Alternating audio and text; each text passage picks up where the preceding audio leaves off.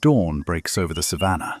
A hyena lies by its den and suddenly begins to scratch furiously over and over again, as if a fire were burning beneath its skin. A second ago, this was one of Africa's most dangerous and tenacious animals, a creature with jaws capable of crushing bison bone. And now, before us, there's just a tired body, losing a fight to something it can't even see. Did you know that the spotted hyena wages 2 wars simultaneously throughout its life? One, against lions, buffalo, and hunger. The second, against an enemy so small it's impossible to see without a microscope. In this episode, you'll learn what parasites live inside the hyena, why cubs from the same clan suffer from different illnesses, and how the predator's immune system wages a battle we knew almost nothing about just 20 years ago. Like and subscribe to the channel. Here we go. Hyenas are often thought of as unsuccessful scavengers, content with the scraps left by lions. This isn't entirely true. Hyenas are excellent hunters and obtain most of their food themselves. But it's their omnivorous nature and habit of scavenging that makes them particularly vulnerable to parasites. Hyenas can spend hours gnawing on bones and rummaging through the remains of carcasses that have lain in the sun for days. Inside such a carcass lies a whole world. Helminth eggs, fly larvae, protozoan cysts. For a hyena, a predator's meal often becomes a ticket for uninvited guests. Scientists who have been monitoring hyenas for decades in the Serengeti National Park and the Ngorongoro crater in Tanzania have compiled one of the world's largest databases of wild predators. It revealed that hyenas harbor a wide range of parasites. Roundworms of the genus Ancylostoma, an intestinal parasite that feeds on its host's blood from the inside, have been found inside their bodies. Protozoans of the genus Cystoisospora, single-celled parasites that attack the intestines, have also been found. Some hyenas have also been found to harbor Toxoplasma gondii, a parasite that some scientists suspect can affect not only the health but also the behavior of the infected animal, although this is far from fully understood. Add ticks to the mix. The savanna is an ideal home for ixodid ticks, which attach themselves to hyenas' skin as they move through the tall grass. A tick bite can introduce rickettsia, a bacteria that causes dangerous infections, into the bloodstream. Scientists studying hyenas in Tanzania and Namibia found traces of precisely these tick-borne infections in their blood. This confirms that hyenas are constantly under attack from several types of parasites simultaneously. The most distressing thing about this war is that it's invisible. A lion wounded by a buffalo's horns immediately becomes weaker, and it's noticeable to everyone. A hyena infected with helminths, however, may appear perfectly normal, continuing to hunt, participate in clan life, and raise its cubs. But within the body, a constant struggle for resources rages. Parasites take away nutrients and energy that would otherwise be used for growth, hunting, or raising its young. The situation is especially difficult for cubs. Scientists examined more than 150 young hyenas in the Serengeti and found that almost all of them harbor at least one type of intestinal parasite, and many harbor several simultaneously. This is not a rare exception, but a common occurrence in the wild population. Infection begins early. Before the cub has even left the den, its body is already exposed to the first parasites through its mother, through the soil, and through contact with other clan members. And here's where science makes a truly interesting observation. It turns out that not all hyenas react to infection the same way, and it's not a matter of age or physical strength per se, but something far more unexpected. Spotted hyenas live in tightly organized clans, where each individual has its own rank. Females play the leading role in the clan, they dominate males, and the hierarchy is hereditary. The cub of a high-ranking animal occupies a high position from birth. This isn't simply a matter of status for status' sake. High rank means priority access to prey. A high-ranking individual eats first and receives more meat from the carcass, while low-ranking relatives are sometimes left with only the scraps. For a long time, scientists assumed that a mother's rank simply determined access to food, and that was all. But when studying parasite loads in offspring, something more subtle was revealed. The level of parasite load itself wasn't as strongly associated with rank as expected.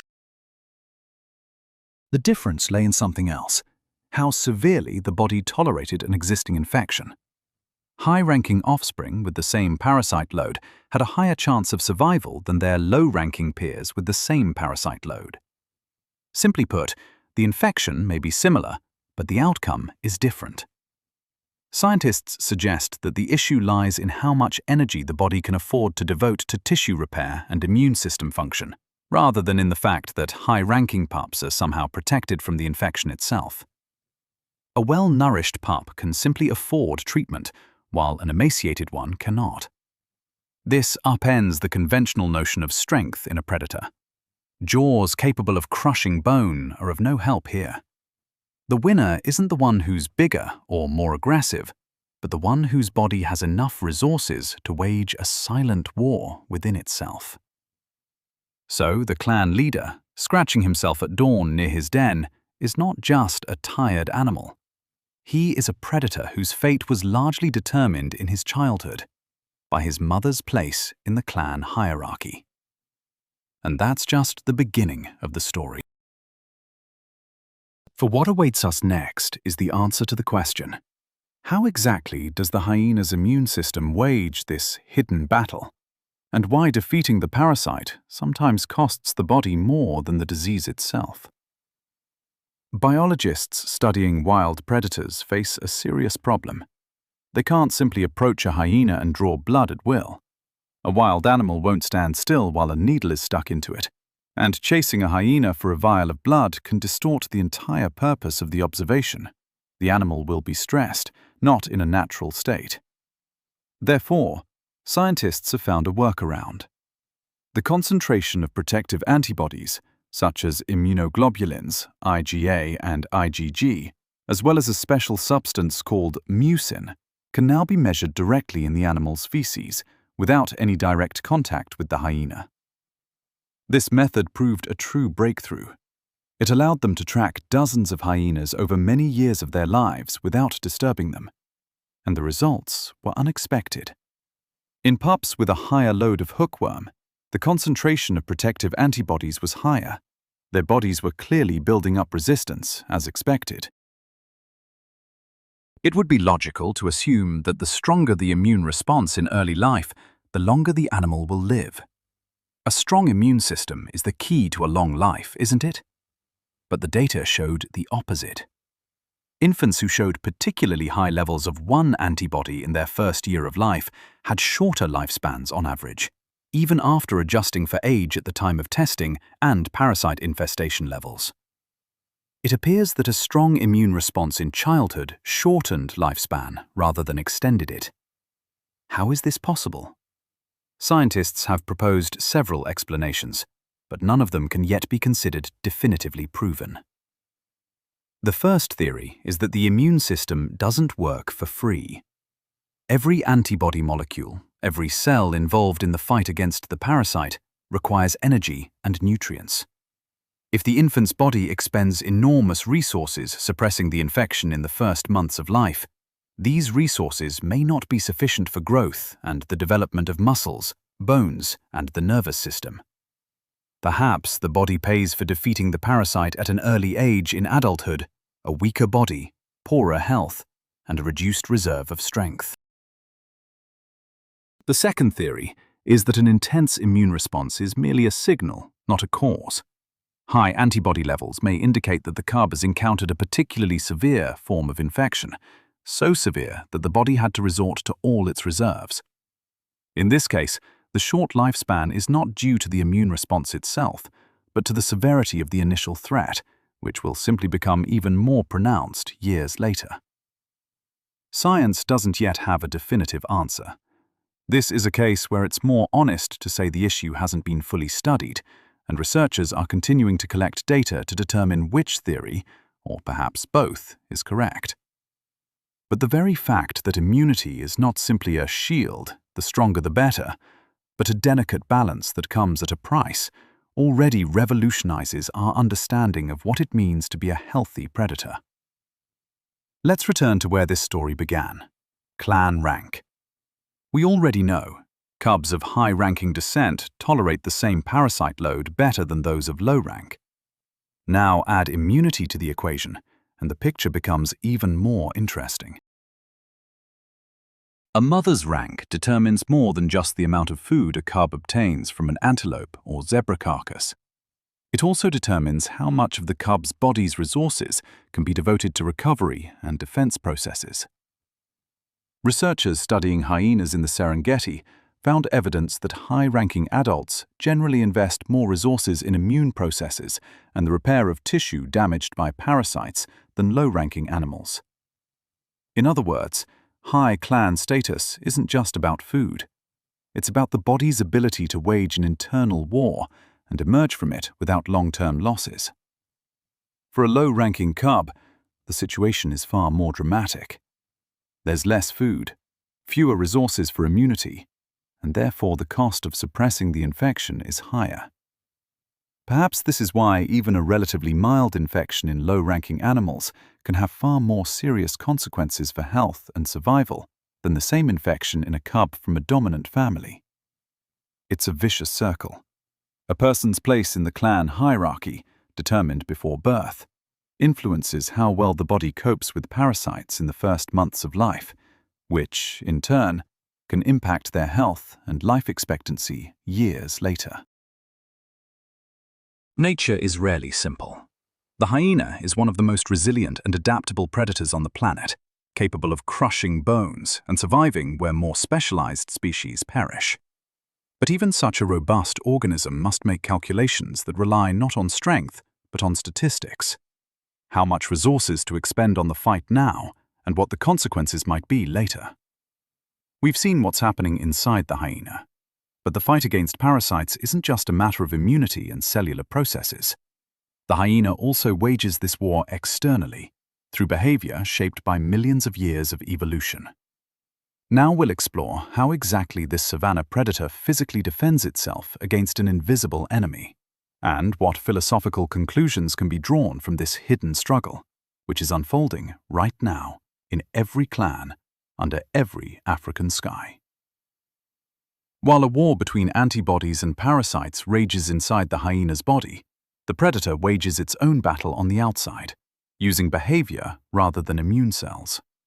One of the most noticeable methods is mud bathing and wallowing. During the hottest hours of the day, hyenas often retreat to muddy puddles, swampy areas, or cool bodies of water. This is most often explained by the simple need to cool down. Hyenas have thick fur, and the savanna sun is relentless, especially in the middle of the day. But researchers studying similar behavior in other African mammals, buffalo, hippos, and elephants, theorize that mud wallowing serves another function. A layer of dried mud and silt literally seals ticks and other external parasites, depriving them of air. When the animal later shakes itself or rubs itself against a tree or rock, the dead parasites fall off along with the mud crust. In hyenas, this particular function hasn't been studied as thoroughly as, say, in buffalo, and scientists are still cautious in drawing conclusions. But the logic is the same. Constant contact with water and mud isn't just a matter of comfort in the heat, but part of an overall survival strategy in an environment where ticks and other bloodsuckers coexist with large mammals year-round. Unlike many social primates, for whom mutual grooming is a crucial ritual cementing group bonds, this behavior is much less pronounced in hyenas. The spotted hyena is an animal that primarily takes care of its own skin itself, combing with its teeth, scratching with its paws, and rolling on the ground. This is also part of its defense mechanism, the mechanical removal of ticks that have not yet firmly attached themselves to the skin. Don't forget about the den either. Hyenas periodically change clan nesting sites, moving their cubs to new dens. Scientists attribute this primarily to safety and access to prey, but there's a logical additional explanation. Over time, an old den accumulates not only odor and debris, but also potential parasites, fly larvae and ticks, awaiting a new host in the soil and litter. Changing dens is essentially an escape from their own, already infested home. We've covered the whole journey, from intestinal parasites and tick-borne infections to immune antibodies in feces and, finally, to simply rolling around in the mud. And when you put it all together, the picture is unexpected. The spotted hyena is one of the most successful predators on the African continent. It can crack a bone that neither a lion nor a leopard could overcome. It hunts in packs, organized in a more complex manner than most mammalian carnivores. It survives where more specialized species go extinct. But all this is of no use against an enemy the size of a poppy seed. Against a tick, a helminth, or a protozoan, fangs, speed, and the strength of a pack are useless. The hyena's only weapons here are clan status, a functioning immune system, and basic behavior: bathing, grooming, and changing dens. Moreover, even these tools work unevenly. A cub of high-ranking origin receives better protection not because its body is fundamentally structured differently, but because it simply has more resources to afford itself a fight. So the clan leader, whom we saw scratching himself at dawn at the very beginning of this story, appears to us in a completely different light. This is not weakness or defeat. It is part of an ancient, invisible balance in which the savanna predator wages a war every day. A war most of us are unaware of, watching hyenas from afar. Nature is rarely simple. And where we're accustomed to seeing only strength and cruelty, a far more subtle balance lurks between status and health, between immunity and its price, between a formidable predator and a tiny parasite that can sometimes prove stronger than any tooth. If you were interested in learning about the unseen side of one of Africa's most underrated predators, subscribe to the channel so you don't miss new wildlife episodes. Like it if you think hyenas deserve far more respect than is commonly believed. And let us know in the comments, which of today's characters struck you as more amazing, the hyena itself, or the invisible creatures it must contend with every day?